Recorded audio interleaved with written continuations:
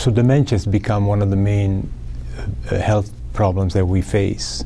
This is due to two main factors. One is the aging of the general population, and the other one is the lack of appropriate disease-modifying treatments.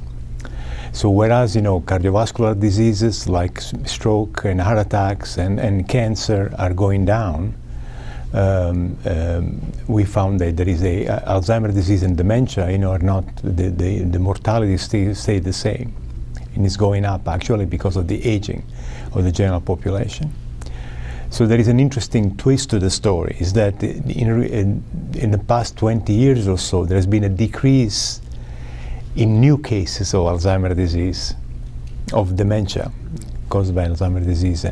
But at the same time, we have an increase in people with the prevalence of the people is greater. Why is that? It's because, whoever's got it, there's a greater number because it's an age-dependent disease.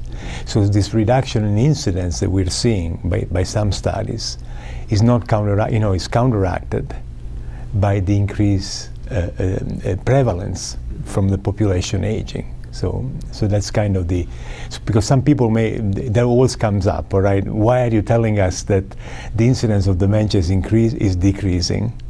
But on the other hand, you're making us worried about, so much dementia, and that's due to the fact that the growth of the population, the aging of the population, the growth of the aged population is leading to an increase that counteracts and even overcomes, the benefits of the reduced incidence. That is number of new cases per year. In the world, every nation in the world, more or less, the majority of nations has developed a dementia plan, an Alzheimer's disease plan.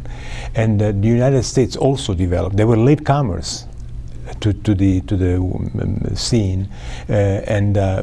Australia, New Zealand, Korea, Germany, France, England, and so on, they all had plans before we did.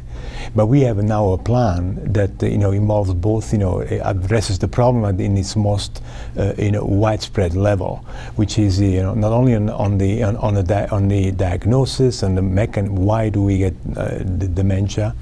How can we diagnose it in the early possible? How can we treat it? But also what kind of social structures we're going to create to relieve the caregivers of the burden of the Alzheimer, of the dementia. Because what happens, the blessing in disguise for dementia is that the patient in itself doesn't suffer. Yeah.